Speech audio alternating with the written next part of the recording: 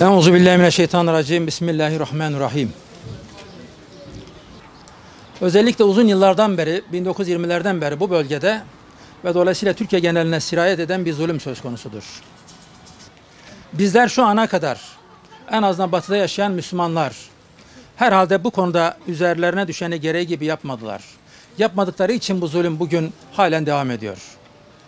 Biz Ankara'da bu 4 grup olarak, 4 sivil toplum kuruluşu olarak, vakıf ve dernekler olarak en azından bir katkıda bulunmak için kardeş olmanın, Müslüman olmanın gereğini yerine getirmek ve burada olup biten zulmü engellemeye dönük ya da zulme uğramış, mağdur konumunda olan insanlara yardım etmek amacıyla, bir katkıda bulunmak amacıyla kendi aramızda bir kampanya başlattık.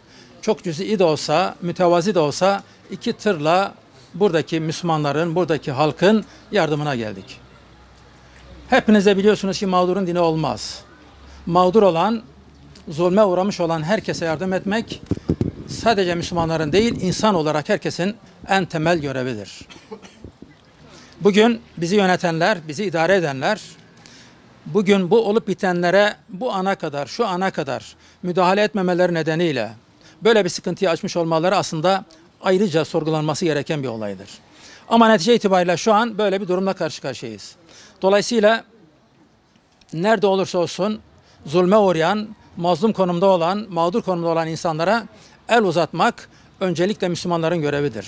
Türküyle, Kürdüyle, Lazıyla, Çerkeziyle hiç fark etmez. Allah-u Teala Kur'an'da innemel müminûne ihvetun diye buyuruyor. Ancak müminler kardeştir diyor.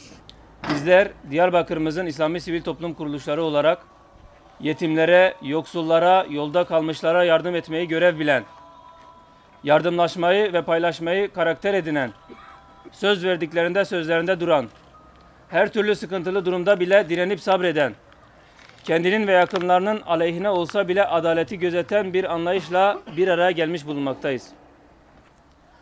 Bu kapsamda Sur'daki muhacirlere ensar olalım adı altında başlatmış olduğumuz yardım çalışmalarıyla şimdiye kadar gıda kolisi, battaniye, çocuk bezi, hasta bezi, oyuncak, çocuk battaniyesi, ayakkabı, kıyafet, un, yatak, ısıtıcı ve benzeri temel ihtiyaçları toplamda 5500 aileye Ocak ayı itibariyle ulaştırmış bulunmaktayız.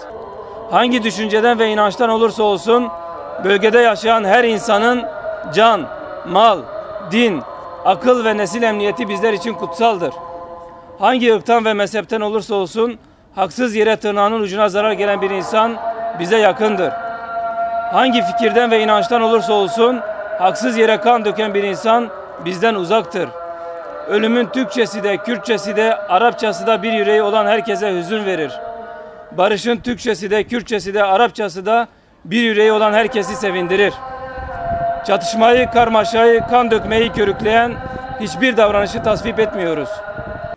Müslüman coğrafyalarındaki sorunlar Müslüman ülkelerle işbirliği yapılarak çözülmelidir. Müslüman ülkelerin karmaşasından çıkar uman dost ve müttefik olarak nitelendirdiğimiz ülkelerle ilişkilerimiz gözden geçirilmelidir. Suriye'de ve Akdeniz'de yaşanan sıcak gelişmeler ortadayken ve Türkiye'nin komşularıyla ilişkileri iyice gerilmişken bölgede kaosu arttıracak gelişmelere sebebiyet verilmemelidir.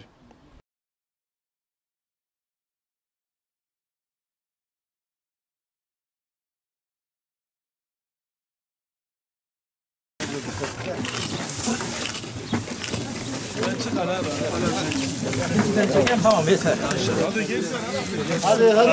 Yer verlen olsa koridorda. Hadi herkes gitsin araya.